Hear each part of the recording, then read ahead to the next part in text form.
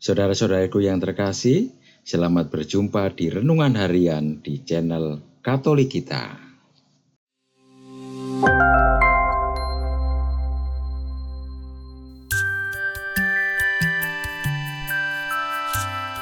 Hari ini, Senin, 11 Desember 2023, Pekan Advent yang kedua. Bacaan diambil dari Injil Lukas, bab 5, ayat 17 sampai dengan ayat 26.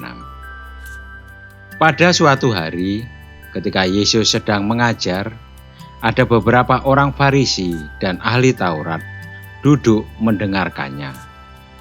Mereka datang dari semua desa di Galilea dan Yudea, dan dari Yerusalem. Kuasa Tuhan menyertai Yesus, sehingga ia dapat menyembuhkan orang sakit. Maka datanglah beberapa orang mengusung seorang lumpuh di atas tempat tidur. Mereka berusaha membawa dia masuk dan meletakkannya di hadapan Yesus.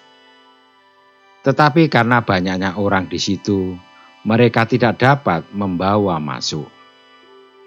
Maka mereka naik ke atas rumah dan membongkar atap itu. Kemudian mereka menurunkan si lumpuh ke tengah-tengah orang banyak, tepat di depan Yesus. Ketika Yesus melihat iman mereka, berkatalah ia, "Hai saudara, dosamu sudah diampuni." Tetapi ahli-ahli Taurat dan orang-orang Farisi berpikir dalam hati, "Siapakah orang yang menghujat Allah ini? Siapa dapat mengampuni dosa selain Allah sendiri?" Akan tetapi Yesus mengetahui pikiran mereka.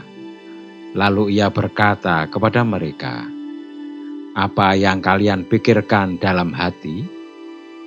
Manakah lebih mudah, mengatakan dosamu sudah diampuni, atau mengatakan bangunlah dan berjalanlah? Tetapi supaya kalian tahu bahwa di dunia ini Anak Manusia berkuasa mengampuni dosa."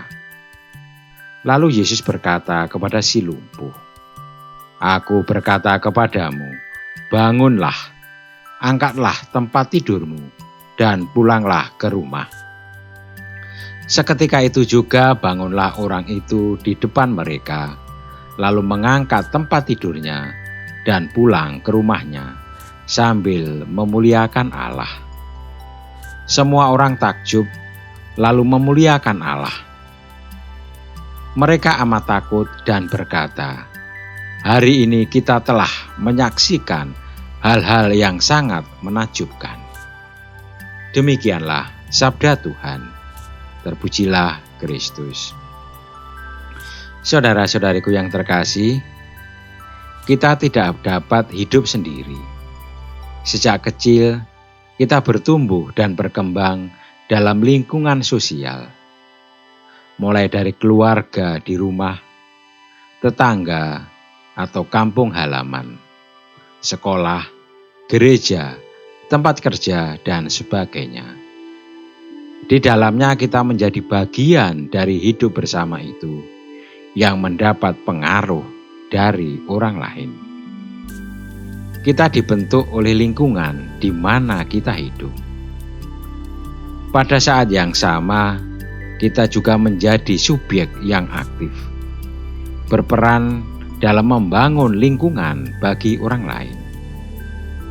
Cerita Injil hari ini menunjukkan pengaruh lingkungan yang membantu pertumbuhan iman.